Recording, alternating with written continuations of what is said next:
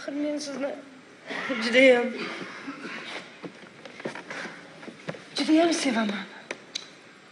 Azizim, bu gaplarni juda ham ko'p aytgansiz-de. Yana aytaman-de. Bunaqa gaplar oila qurmasdan avval bo'ydoqlikda gul ko'tarib, zoriqib, entikib, yor kutgan paytlarda aytilsa yarashadi. Yo'q. Hamma vaqt aytilishi kerak. O'lguncha men shuni istayman. Azizim, ko'p ham xayolparast bo'lmang.